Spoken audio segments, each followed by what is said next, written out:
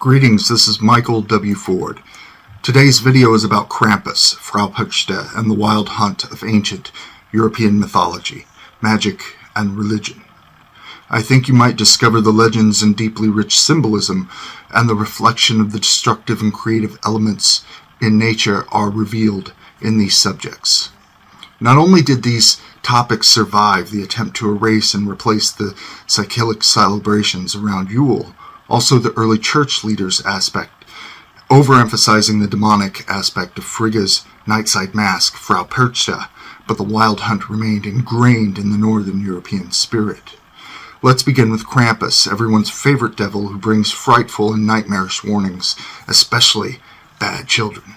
But for those of the path of witchcraft or paganism, Krampus is the reason for the season, inspiring more than Santa. Krampus, Frau Perchta, and the Wild Hunt are intriguing figures deeply rooted in European mythology and folklore. Krampus, originating from the Alpine tradition, is a horned demonic creature often associated with Christmas. In contrast, Frau Perchta, a Germanic folklore character, is linked to winter solstice and is known for rewarding the virtuous and punishing the wicked. First topic is Krampus, the Yuletide terror of the ancient world. In the heart of the Alpine region, tales whisper of Krampus, a creature unlike any other, a creature half man, half goat, with a mischievous glint in his eye and a bag full of twigs and switches. Krampus embodies the spirit of winter's bite. While his counterpart, St. Nicholas, rewards the good children with gifts, Krampus carries a different kind of treasure, a reminder for who may have strayed from the path. Krampus' origins are shrouded in the mists of time, predating the Christian faith. Some whisper of pagan rituals and the horned god, a powerful figure linked to the natural world.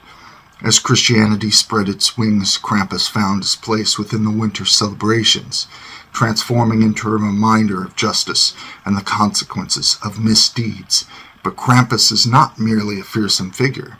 It's a symbol of balance, ensuring that good and bad are acknowledged, that actions have consequences, and that even the darkest of nights give way to the light of a new day. So as the winter winds howl and snowflakes dance, remember the legend of Krampus, a reminder to keep our hearts pure and actions just, lest we find ourselves in need of his corrective touch. Research on Krampus often investigates its evolution over time, tracing its origins to pre-Christian pagan beliefs and examining integration into the Christmas celebrations. Frau Perchta's portrayal as both a benevolent and vengeful figure raises questions about the dual nature of folklore's characters and their role in shaping moral narratives. The tools of Krampus: chains, root, and sack. Krampus, the half-goat, half-demon figure of Alpine folklore, carries several symbolic tools that add to his menacing presence. These tools offer a glimpse into the character's history and origins, blending Christian and pagan elements. Chains. Krampus' chains are often seen as a representation of Christian's church subjugation of the devil, or so thought. He thrashes them for dramatic effect, creating a terrifying spectacle. The chains may also symbolize punishment and the consequences of misbehavior. The root, a bundle of birch branches, has more of a pagan origin. It's believed to have been used in pre-Christian initiation rites and may symbolize cleansing and purification. Krampus uses the root to swat disobedient children, serving as a reminder to follow their rules. In some representations, the root is replaced with a whip, further emphasizing the potential for punishment. The sack or basket.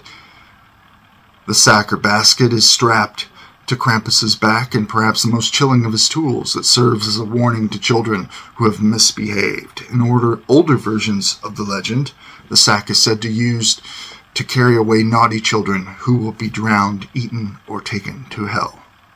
This element highlights the fearsome aspect of Krampus and emphasizes the importance of good behavior. Now, Krampus and his companions in the heart of Styria, Austria. This demon takes on a unique form, unlike other regions where he serves as a dark counterpart to St. Nicholas in Styria. Krampus often appears alone or with beastly companions.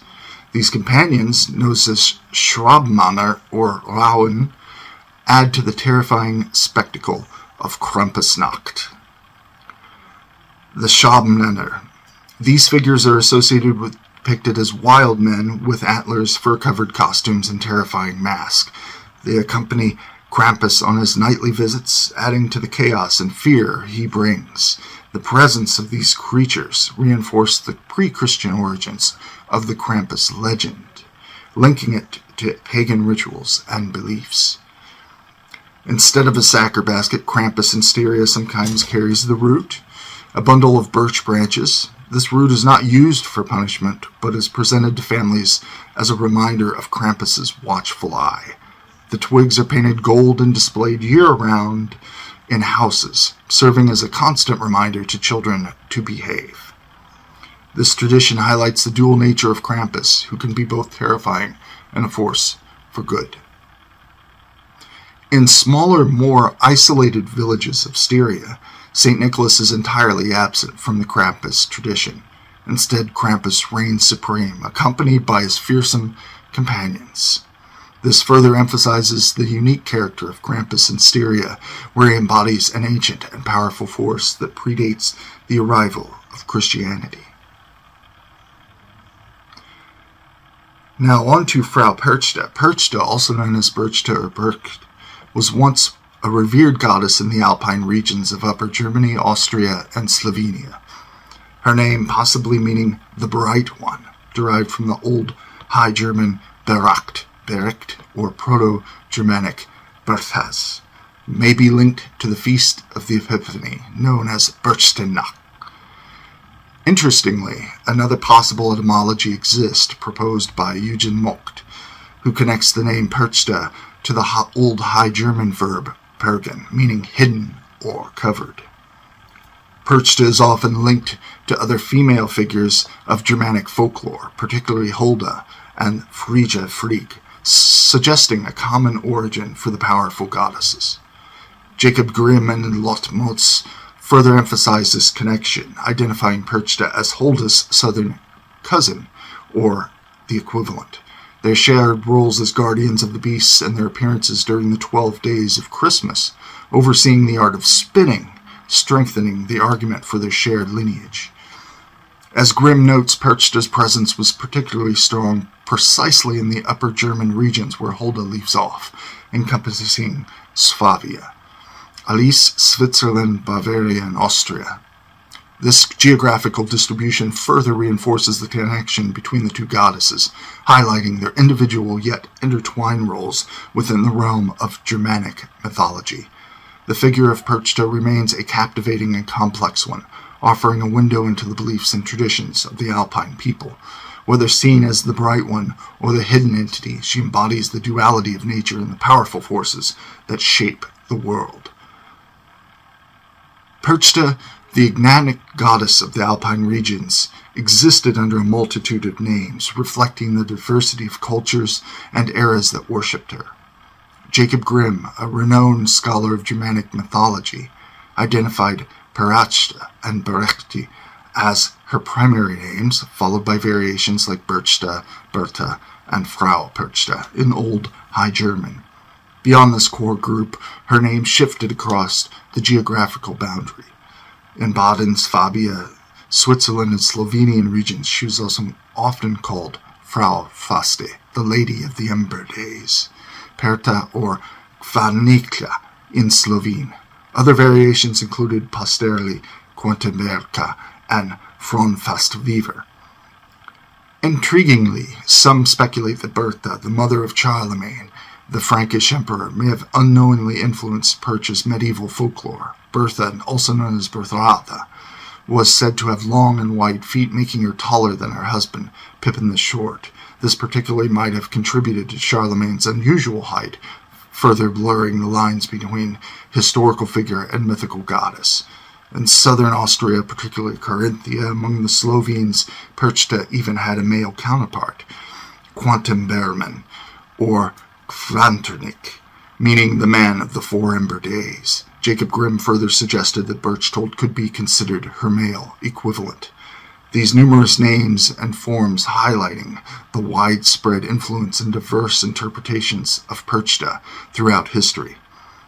She transcended regional boundaries and evolved through time, adapting to the beliefs and practices of different communities. This multi-faced nature only adds to the captivating mystery that surrounds this ancient goddess. The balance of Perchta, beauty and hag, swan and spinner. She's beautiful and emanating a white light. In some accounts, Perchta shines with ethereal beauty. Her skin is white and pure as snow, mirroring the meaning of her name. This radiant visage reflects her association with purity, light, and the natural world. Elderly and haggard. Other depictions suggest Perchta as an aged and haggard woman, her face etched with wrinkles and her eyes burning with an unsettling intensity. This form embodies wisdom, experience, and the darker aspects of nature, reminding us of the passage of time and the inevitability of change. Across many accounts, a striking anomaly marks Perchta's appearance. One large foot, often described as a goose or swan foot. This particularly has intrigued scholars for centuries.